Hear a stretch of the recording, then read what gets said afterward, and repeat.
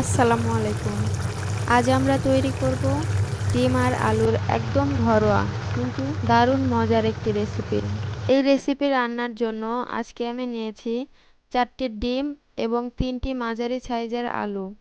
ডিমগুলোকে আমি সিদ্ধ করে খোসা ছাড়িয়ে নিয়েছি এবং আলুগুলোকে ছোট টুকরো করে কেটে নিয়েছি। প্রথমে একটি প্যান নিয়ে তাতে পরিমাণ মতো সয়াবিন তেল দিয়ে দেব। তেল একটু গরম হয়ে এলে ডিমগুলো তেলে ছেড়ে দেব। তবে তার আগে ডিমের মধ্যে সামান্য লবণ আর একটু হলুদ গুঁড়ো মিশিয়ে নেব। এতে ডিমের রং খুব সুন্দর আসবে। ডিমগুলো হালকা বাদামি করে ভেজে তুলে রাখবো। এবার সেই তেলেই দিয়ে দেব কেটে রাখা আলুগুলো। আলুগুলোকে সামান্য হলুদ মিশিয়ে হালকা বাদামি করে ভেজে নেব। আলুগুলো সুন্দর বাদামি কালার হয়ে আসছে, এখন উঠিয়ে নেব।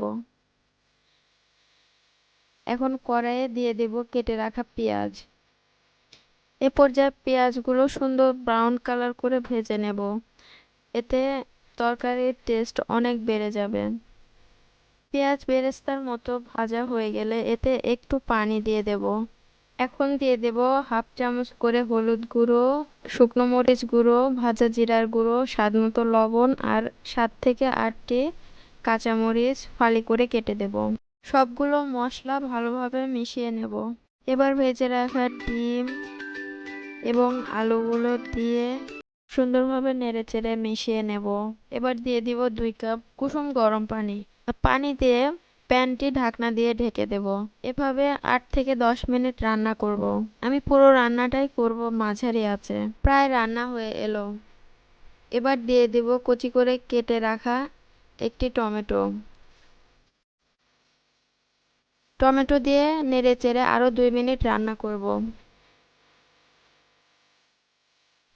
ব্যাস তৈরি হয়ে গেল দারুণ মজার ডিম আলুর রেসিপি।